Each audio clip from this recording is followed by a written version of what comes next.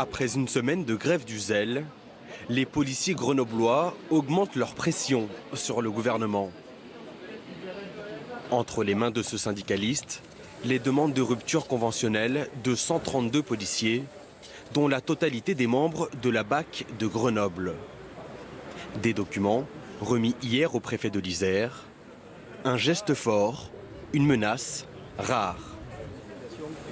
Il a pris acte des rapports que je lui ai remis de mes collègues qui veulent quitter la police nationale par rapport aux dernières déclarations du président de la République. Donc on lui a fait part du malaise, des réponses judiciaires qui ne sont pas les mêmes pour tout policier qui intervienne et surtout pour tout non-policier qui commettent des faits. Donc il va relayer au plus haut niveau le manque d'effectifs, le manque de moyens. Que va être la France sans policiers?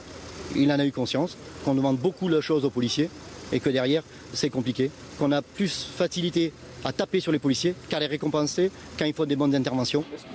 Une grogne qui se propage à l'ensemble du département, comme à Vienne, Voiron ou encore à Bourgoin-Jallieu, soit en tout 180 agents isérois. Une colère également alimentée par ces images. 2 policiers de Valenciennes agressés ce dimanche. Prends la bécane, wesh. Prends la bécane. Prends la bécane. Prends la bécane. Prends la bécane. C'est malheureux, mais avec des paroles comme le président qui stigmatise les policiers, on n'a plus le respect de l'uniforme. Voilà, c'est comme un rocher, il est costaud, les policiers sont costauds, mais la vague, elle use le rocher. Et ces petites phrases, ces petites paroles, ces petits débats médiatiques où on stigmatise la police, où on met la police toujours au pilori, eh ben, tout le monde se met à défier la police, on n'hésite pas à l'agresser.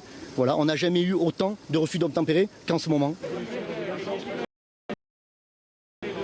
Et pour eux, la réponse est très simple. Il faut des actes. On n'est pas d'accord avec le bobo de la sécurité. Il faut arrêter de parler pour parler et que le président prenne des actes forts pour la protection de ses policiers. Avec le floutage, une réponse pénale ferme, ça veut dire une peine minimum pour toute agression de policiers et surtout la création de l'observatoire de la réponse pénale pour que tout le monde puisse se rendre compte entre la peine prononcée, la peine encourue, la peine prononcée et la peine réellement effectuée.